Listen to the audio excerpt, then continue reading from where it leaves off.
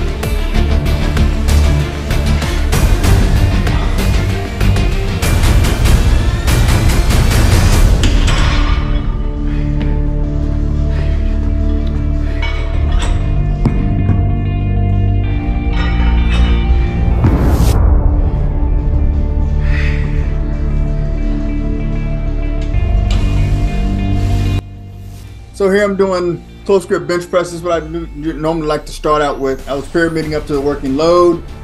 This looks like my working load, so get as many good ones as I can, recruit as many fibers as I can, and every time I fail, I just drop that weight and keep going until I get to 20. That's it.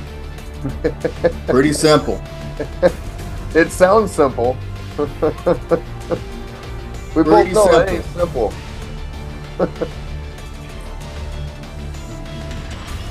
Jeez. Trying to recruit as many fibers as I can at this point. Is there a reason you start off with close grip? I just like the feel for it. You know, I've been doing close grip bench presses since the 70s. I mean, it's just been one of my longtime staples and stuff, you know. Really like that exercise. I just like the way it hits that medial head of the tricep. Yeah, yeah. So I'm probably well past 10 reps at this point. Maybe it's kind of hard to tell, but yeah. And of course, at this point, this weight is feeling just as heavy as the initial weight did. So that's the main thing with me is how do those muscles feel at the end? Yeah. You know, and one of the questions we asked before is, when do you know you're done? Yeah. When do you know that you are actually done with the set? Yeah. You know, and yeah, that's one of the biggest indicators for me and stuff, that I can't even handle a fraction of the weight that I was handling initially. To me, that's the biggest indicator. Yeah. 'Cause I'm more of a feeler than anything. Yeah. Yeah, you're right about that too. And like I was telling Jack, I mean, you know, I'm bundled up like this even the week before the show. You know, when people are, you know, thinking, well, you figure you'd be on guard and stuff, and you want to really, you know, show everybody what you got. But I like to keep my muscles warm. That's the main thing right there. That's a thermal shirt. I'll wear that in the middle of the summertime. Ugh. Yeah. So are you completely soaked when you're done with your workout? Yeah, I'm gonna be pretty sweaty and stuff, you know. But like I said, it just keeps the muscles warm and yeah. Now I'm gonna go ahead and I'm gonna isolate the triceps a little bit now, with some extensions. A good maybe 3 to 5 reps with this right here, you know. A whole stack and a quarter and a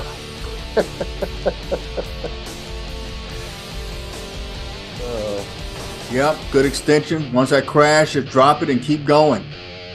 I find with this exercise, once the heavy weight kicks in and I'm starting to get fatigued, it doesn't take much at that point. Yeah. I'll get down to next to nothing for weight. Yeah, really feeling that medial head of the tricep right here. And then the set from the fatigue from the second set is really starting to set in now. It's really starting to hit me pretty good now.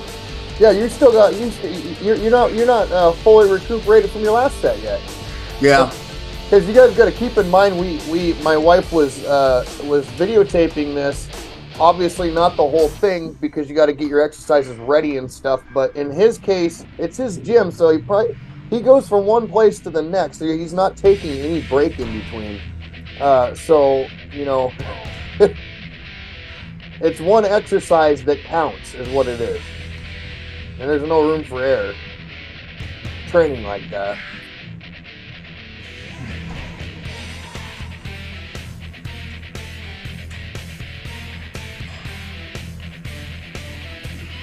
Do you tuck your legs under that machine to hold you there? Yeah. Yeah, you do? Yeah. Okay. Somehow I managed to stay down there. I have a hard time staying down that one. Yeah, I tried. They're pretty much done now. Yeah. Yeah.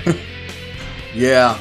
Well, your whole workout, Jack said it was what, 20 minutes, something like that? I give myself an hour. I do some auxiliary lifts when I'm done and stuff, but the main lift, yeah, it's about 30-35 minutes, something like that. Wow. Have you always trained fully clothed? No. This I'd say since I was in my I'd say my mid 30s. This is when I started doing. It's just I just like to stay warm, especially like when I'm in a tank top and let's say a draft hits you and I get cool. I don't like that feeling. So I don't like that part either. And like I said, I'm more of a feeler now. You know what I mean? I don't need to look in the mirror and see my muscles and stuff. I'm really feeling and stuff. Yeah. Yeah, that's true.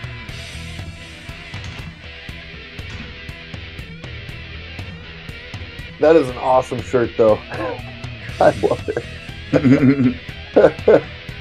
I didn't expect you to wear a shirt like that because I got a bunch of shirts of him too, and I've worn them around you and never heard you say anything about it.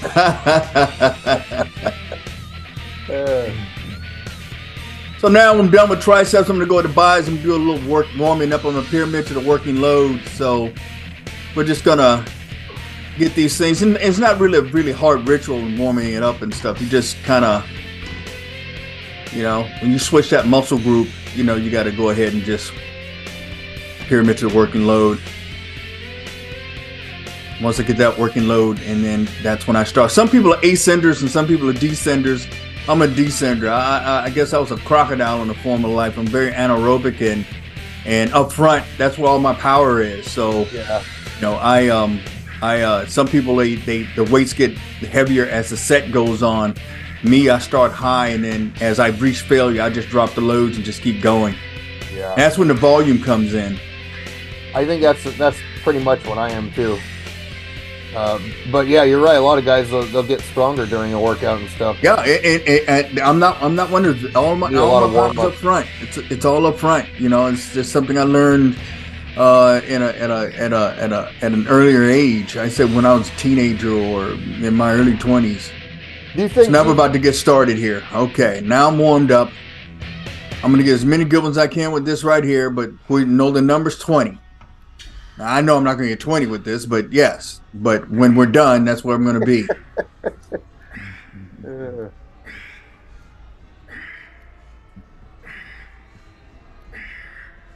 gonna get about 10 probably, 10, 15 of them. Still looks light to you. Yeah, I'm moving these pretty decent, and it varies from day to day and how I rotate it. Get it. Yeah, right now it's starting to catch up with me now.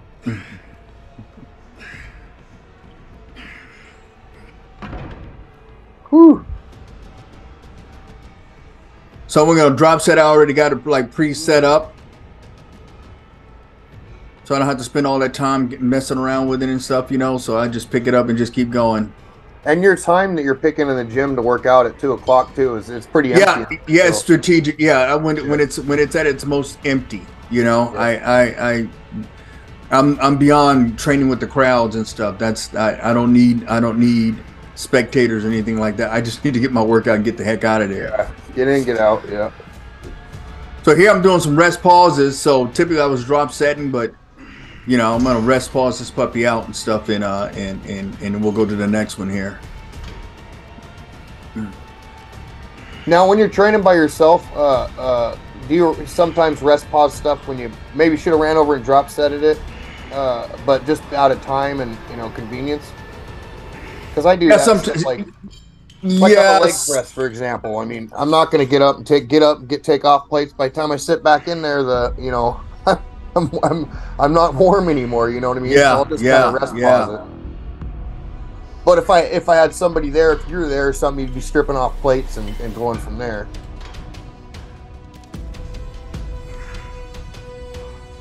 And this is your favorite bicep exercise, right? Yes, it is. Yeah. And with cables, is you get that peak contraction is kind of built in. You know, the further up you go, the more you get, the more contraction you get. You know what I mean? Yeah. So when you raise those elbows up. Yeah. You know, typically with the barbell curl, once you get to the top, there's a little point to where it's you don't have that peak contraction with the cable. It's different. Yeah. Boy, especially on those tricep extensions when you have me doing on the cable there. Jeez, those are brutal. Yeah, right. Oh, I'm feeling the love right now. So I am really feeling the love at this point. Just got to keep going. And like I said, I do even in prep, same thing. You know, your calories are low, the whole 9 yards. Until that final week, this is what I'm doing. And this is your training all year round. That's what you're doing. Right, but I have an A squad version, a B squad, and a C squad version. I mean, actually, I'm 2 weeks away from prep, so I was from the beginning of the year till just this last week, I was doing B squad. Okay. And after and the end of the year, you know, when I finished my last show, I was doing basically C squad, which is the same thing except for instead of 20 reps, it's only 10. Yeah, let's explain what A, B, and C squad is real quick. So, but you know, I mean, it's like cyclic training is what it is. It's just, you know, I did a little bit of cyclic training when I was younger, but then at that point, it's like, I don't need this. That's not, you know. But as I get older, as I've gotten older now, my recuperating, you know, I need more time to recuperate. I'm a little bit, I don't regenerate as fast. And so now I'm starting to do a little bit more cyclic training. I've been doing cyclic training, I say consistently for about 3 to 4 years now. You know, I don't need to be in that A squad capacity the entire time. Once I get close to showtime, especially now to where, you know, I'm not looking to get any bigger or anything like that. You know, I just need to just to continue to hone and refine. Yep. You know, the whole night. I don't need to do any of that crazy building stuff like I used to. Yeah, you're right about that. So you just need to come in condition. That's what you need to do, and just stick where you're at. Oh, I'm feeling these.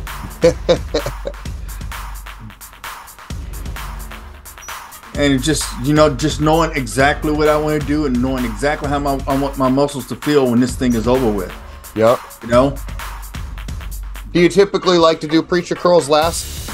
Yeah, I like you know, and every now and then I'll mix it up though. Sometimes I tend to do them mostly last though. Yeah, very rarely will I start out with something like this. You know, I like them when they're fairly fatigued and it just seems to work a little bit better for me.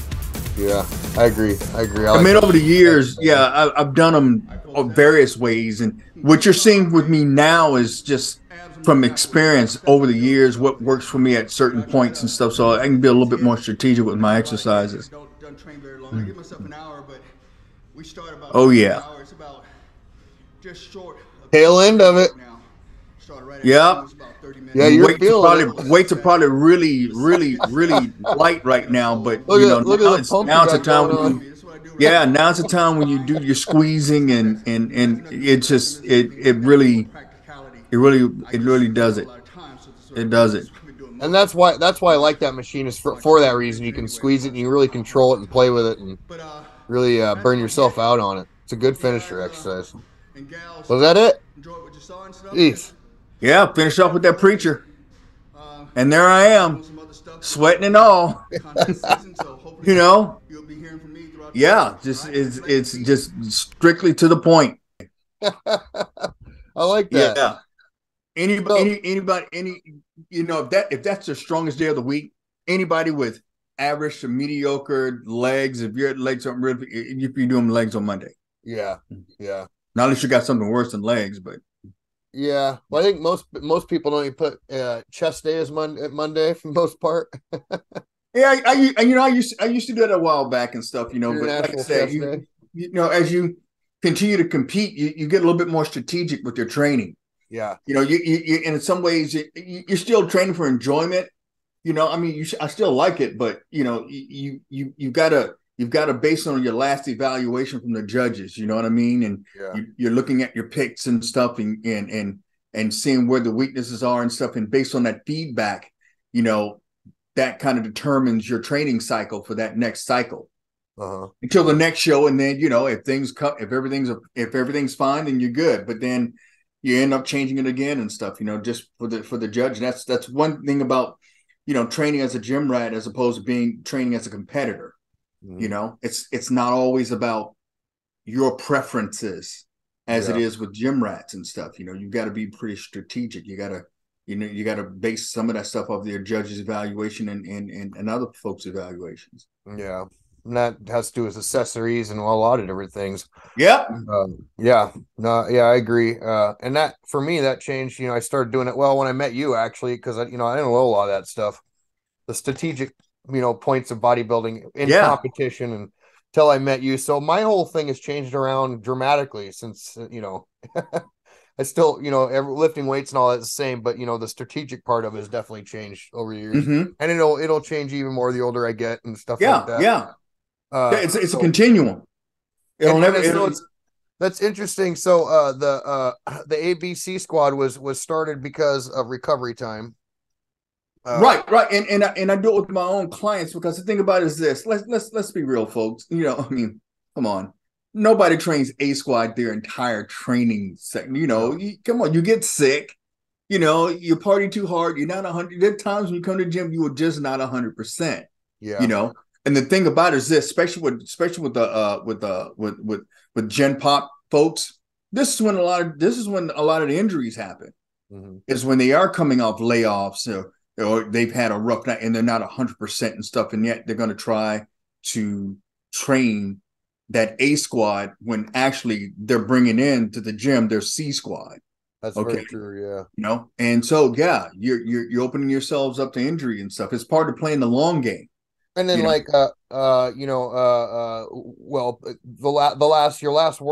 last week of workout before a show, you're doing A squad because you're weak as hell at that point. Joints are dry, like. Yeah. But the thing about it is this: with us, even though the volume is diminished, the loads aren't, though. No, they're not. Yet at the same time, you can tell the diminish in the training, the workload output. You can tell there's a decrease in the workload output, even though you haven't dropped the loads. Okay. Yeah.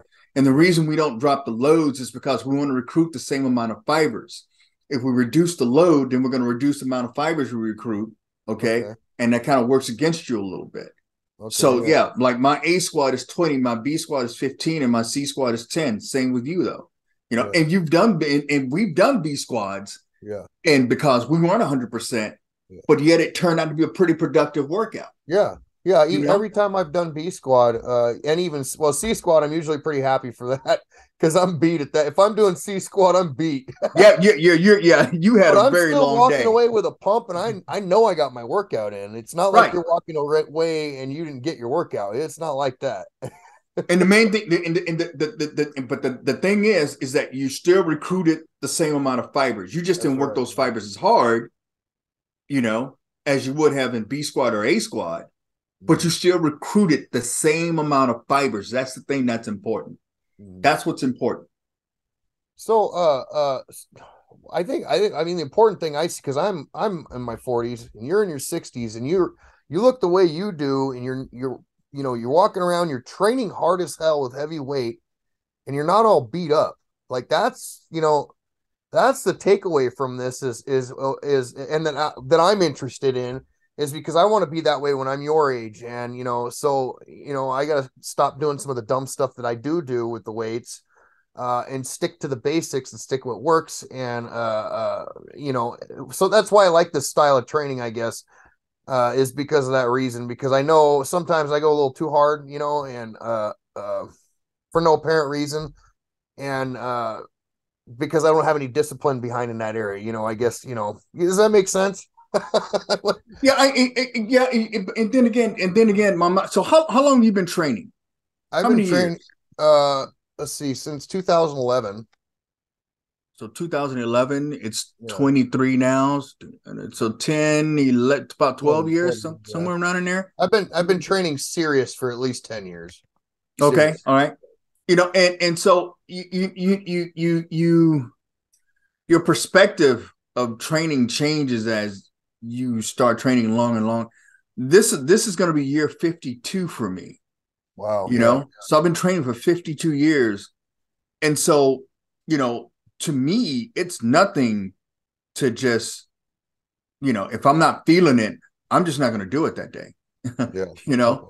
Now, Donnie, when you were younger, that wasn't like that, though. Right. Donnie back in his 30s and 20s. Forget all that. It's like, screw this cyclic training and stuff. What are you talking about, man? We're So I was there. I get it. I get it. And it was just a realization over time that, okay, well, I'm not recovering quite like I normally do and stuff. I'm going to have to make some adjustments and stuff, and it doesn't mean that you still can't have great training and you can't train hard and stuff, but there's going to be a change in I don't have a 30-year-old body anymore. Yeah. Even though it's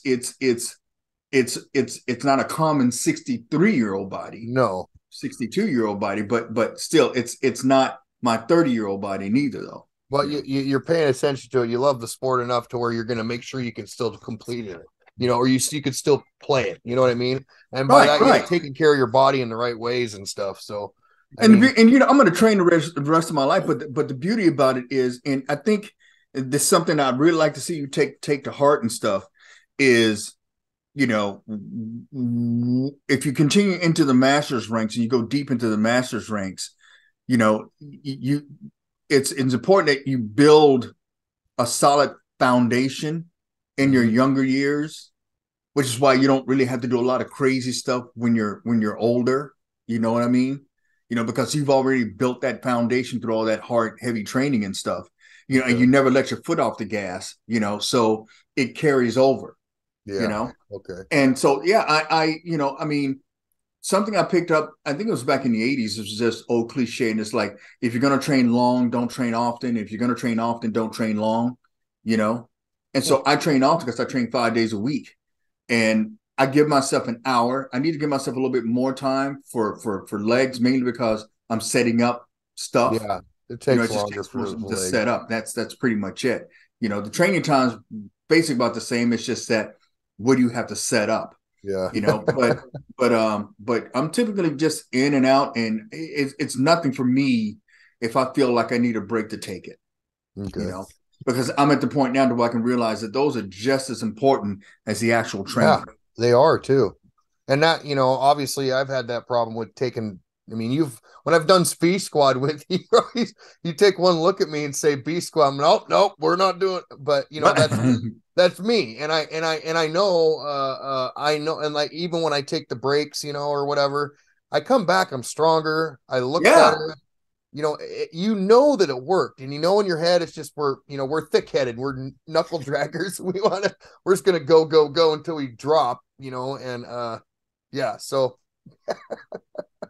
intensity, consistency, and time. Yep. That's what it is. That's what it you is. know? Yeah. And like I say, you're not falling off if you find yourself having to do B squat or even C squat. You're doing that stuff for a reason. You're not doing it because you just feel like doing it. You're doing it because something is up. You're not 100%, and you're either like 90, you're 80%, 70%, or something like that. Something's going on, and you're definitely not bringing your A game to the gym, but you feel you need to train. Yeah. Okay, that's fine. All right, then if you feel like you're at C squad level, your C squad game, then go C squad. Same loads, it's just not as much volume. That's all. You're just cutting it a little short and stuff. And that's how I pretty much maintain. Yeah. It's that solid foundation. You put in the hard work already. Yeah, really hard. Because like I said, you have two types of masters. You've got masters competitors that started late, in their career and stuff. And then you got these other masters competitors. They've been training since they were like 10, 12 years old, I mean, they've got, you got a group of masters got like 10 years, 11 years under their belt, 5 or 6 years under their belt. And then you've got other masters competitors that got like 50, 54 years, 45 years under their belt. There's a difference, So I'd be a new masters because I started in masters. You started in masters. Yes. And getting when I was 40. Just to throw like I said with the Masters Olympia, I mean they're focusing more on the masters that got their pro cards and stuff before they were masters. Mm-hmm. Like I said, the celebrities and everything, right? That's the focus right now, and I guess they're going to see how that responds, how people respond to that, and maybe at some time then there'll be room for masters who did not get their pro cards when they were not masters and stuff. So we'll just see. Right now, like I said, I've got my year already set up and stuff, and we'll see what happens next year and stuff. This year is already pretty much a done deal. And I've got about a few more years left in me and stuff to compete. And I'll just go. I'm just going to play it by ear. If it happens and I get a chance to do something like that, that would be great. If not, then I'm having a pretty good run right now. You know what I mean? All right. That was my next question. I mean, I know your goals this year, but what is your ultimate goals? What would say, okay, I can retire now? So from competing, I want to win a second world title. I'm going to go back to the Legions because right now those are the two biggest master shows right now. Mm-hmm. But of course I'm going to be in the 50 division, the West Coast Masters, which I start prep in about a week and 2 weeks or something like that. But if I can chalk up just a bunch of pro wins, in the Masters 60 division primarily, what I want to do actually is every 60 Masters 60 show, I want to get in it and see if I can win it, and so that would be something that I wouldn't mind doing and stuff, So I mean, I'm in a position to do it. I think I'm gonna bring a little better package than I did last year, So I've been tight on my off-season stuff, haven't really gone off or anything like that, So I'm sitting at about 224 right now, and my body fat is pretty low, So we'll see what happens. Well, I mean, honestly, from when I first started seeing it to now, I've seen a lot of change in your physique from then to now. So, I mean, and it was something, I mean, I knew about consistency and stuff all this time. It didn't come home to me until I worked with Matt Porter for a while, and it was just it's just from this stage to this stage to this stage to this stage, But I noticed that after every off season, and I kept going, I got a little bit better each year and stuff. You know what I mean? And I'm like, well, I'll just keep doing this, and I've been doing it ever since, and that's been like Really? 10 years ago. That's awesome. So Okay, all right. yeah, Well, I've been listening to it. It's been working for me. yeah, So, and it has, yeah, it has. like dramatically. So, And I'm really, I'm almost kicking myself in the butt right now, but because I'm like, I especially the one shot that I see, I'm like, man, we got to give classic a shot. yeah, I'm excited to do You that. know, As a matter of fact, I am too. I'm looking forward to that. As a matter of fact, James wants to sponsor that show for me.